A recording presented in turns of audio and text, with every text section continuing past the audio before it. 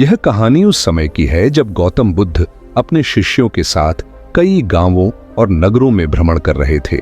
उनका उद्देश्य था लोगों को अज्ञानता, दुख और मोह से मुक्त करना। उनके उपदेशों में करुणा, सत्य और स्वानुभव को महत्व दिया गया था। जहां भी वे जाते, लोग बड़ी संख्या में उनकी शिक्षाओं को सुनने और उनसे मार्गदर्शन पाने के लिए इकट्ठा होते। एक दिन गौतम बुद्ध अपने शिष्यों के साथ एक गांव में पहुंचे थे। उनके आगमन की खबर पूरे गांव में फैल गई थी। लोग बड़ी संख्या में इकट्ठा हो गए थे ताकि वे उनकी शिक्षाओं को सुन सकें और अपने जीवन की समस्याओं का समाधान पा सकें। बुद्ध की करुणा और सादगी हर किसी को आकर्षित करती थी। वे अपनी बातों से न केवल लोगों के प्रश्नों का उत्तर देते थे, बल्कि उनके दिलों को भी छू जाते थे।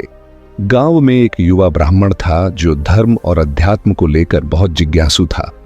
उसने शास्त्रों का गहन अध्ययन किया था और वह जानना चाहता था कि सृष्टि का सृजन कैसे हुआ। उसने अनेक धार्मिक गुरुओं से प्रश्न पूछे थे, लेकिन उनके उत्तर उसे संतुष्ट नहीं कर सके। उसने सुना कि बुद्ध गांव में आए हैं और उसने निश्चय किया कि वह उनके पास जाएगा और अपने सबसे बड़े प्रश्न का उत्तर पूछेगा। युवक बुद्ध के पास पहुंचा। उसने उनके चरणों में प्रणाम किया और उनसे पूछा, महात्मा, मैंने सुना है कि आप कहते हैं कि इस संसार का कोई सृजनकर्ता नहीं है। आप ईश्वर के अस्तित्व को नकारते हैं। क्या यह सच है? यदि ईश्वर नहीं है तो यह सृष्टि कैसे बनी? और यदि है तो आप इसे क्यों नकारते हैं? बुद्ध ने युवक को ध्यान से देखा। उनकी दृष्टि में करुणा और गहराई थी। उन्होंने मुस्कुराते हुए कहा, पुत्र, तुम्हारे प्रश्न का उत्तर केवल शब्दों में देना उचित नहीं होगा। इससे तुम्हारी जिज्ञासा शांत नहीं होगी। इसे समझने के लिए तुम्हें स्वयं अनुभव करना होगा। क्या तुम तैयार हो? युवक ने उत्साह से कहा, महात्मा, मैं हर परीक्षा के लिए तैयार हूं। कृपया मुझे इस सत्य तक पहुंचने का मार्ग दिखाएं। बुद्ध ने कहा, तुम्हारे प्रश्न का उत्तर पाने के लिए हमें एक यात्रा पर निकलना होगा। यह यात्रा बाहरी नहीं बल्कि आंतरिक होगी। लेकिन पहले हम एक प्रतीकात्मक यात्रा करेंगे जिससे तुम्हें अपने प्रश्न का उत्तर समझने में सहायता मिलेगी। अगले दिन सुबह बुद्ध और युवक जंगल की ओर चल दिए। रास्ते में बुद्ध ने उससे पूछा, तुम्हारे विचार में ईश्वर कैसा होता है? क्या वह किसी रूप में होता है या निराकार है?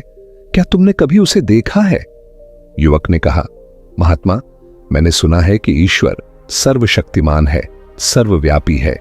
वह इस सृष्टि का सृजन करता है और सब कुछ उसी के अधीन है। बुद्ध मुस्कुराए और बोले, ठीक है, अगर ईश्वर सर्वव्यापी है तो उसे खोजना मुश्किल नहीं होना चाहिए। आओ हम उसे ढूंढते हैं। दोनों जंगल में प्रवेश कर गए। उन्होंने हर जगह ध्यान से देखा। उन्होंने ऊंचे ऊंचे वृक्षों के नीचे, झरनों के पास, गुफाओं के भीतर और आकाश की ओर देखा। हर जगह खोजने के बाद भी उन्हें कहीं ईश्वर नहीं मिला। जब दिन ढलने लगा तो युवक थक कर बैठ गया। उसने बुद्ध से कहा, महात्मा, हमने पूरे दिन खोजा लेकिन ईश्वर कहीं नहीं मिला। अब क्या करें? बुद्ध ने कहा, थोड़ा धैर्य रखो। हम अभी अपनी यात्रा खत्म नहीं करेंगे। हमें और गहराई से देखना होगा। रात को जब वे एक पेड़ के नीचे बैठे थे तो बुद्ध ने युवक से कहा, क्या तुमने सोचा है कि जब तुम ईश्वर के बारे में सोचते हो तो तुम्हारे मन में कैसी छवि बनती है? क्या यह छवि तुम्हारे डर, आशा या इच्छाओं का परिणाम है? युवक ने कहा, महात्मा, शायद आप सही कह रहे हैं। मैंने हमेशा ईश्वर को एक ऐसी शक्ति के रूप में देखा है जो मेरी समस्याओं का समाधान कर सकती है। मैंने कभी यह नहीं सोचा कि ईश्वर की मेरी धारणा मेरे अपने मन के विचारों पर निर्भर हो सकती है। बुद्ध ने कहा, यही तुम्हारी सबसे बड़ी बाधा है। हम अक्सर ईश्वर को अपने डर और इच्छाओं से जोड़ते हैं, लेकिन वास्तविकता इससे बहुत अलग है। सच्चा सत्य तुम्हारे भीतर है, बाहर नहीं। अगले दिन बुद्ध और युवक ने अपनी खोज जारी रखी। वे एक नदी के किनारे पहुंचे। बुद्ध ने युवक से कहा, इस नदी को देखो, यह बहती है बिना रुके। यह अपने अस्तित्व के लिए किसी बाहरी शक्ति पर निर्भर नहीं करती। यह अपने आप में पूर्ण है। युवक ने कहा, महात्मा, यह सच है कि यह नदी अद्भुत है, लेकिन इसमें ईश्वर को देखना मेरे लिए कठिन है। बुद्ध ने कहा, यह नदी, यह वृक्ष, यह आकाश सब उसी शक्ति का हिस्सा हैं जिसे तुम ईश्वर कहते हो, लेकिन यह शक्ति किसी व्यक्ति विशेष का रूप नहीं है, यह हर जगह और हर चीज में मौजूद है। तीसरे दिन जब दोनों गांव लौट रहे थे तो युवक ने बुद्ध से पूछा, महात्मा, तो क्या ईश्वर वास्तव में नहीं है?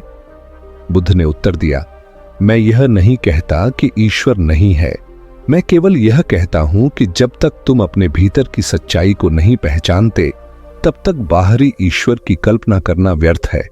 जो शक्ति इस सृष्टि को चलाती है वह तुम्हारे भीतर भी है, उसे बाहर मत खोजो, उसे अपने भीतर अनुभव करो। युवक ने सिर झुकाकर कहा, महात्मा, अब मैं समझ गया हूं, मुझे अपने भीतर झांकना होगा और सच्चाई को पहचानना होगा, यही मेरी ईश्वर की खोज है। बुद्ध ने मुस्कुराकर कहा, यही ध्यान का मार्ग है। जब तुम अपने मन के अज्ञान, मोह और भय से मुक्त हो जाओगे तब तुम्हें सच्चा आनंद और शांति प्राप्त होगी, यही तुम्हारा ईश्वर होगा। युवक ने बुद्ध की बातों को आत्मसात किया और अपने जीवन में सच्चाई और जागरूकता की खोज शुरू कर दी। उसने समझ लिया कि सच्ची शांति और आनंद किसी बाहरी शक्ति में नहीं बल्कि स्वयं के भीतर छिपी होती है। अगर आपको यह कहानी अच्छी लगी हो तो इसे लाइक करें, अपने दोस्तों के साथ शेयर करें और हमारे चैनल को सब्सक्राइब करना न भूलें। अपने विचार नीचे कमेंट में जरूर बताएं। धन्यवाद।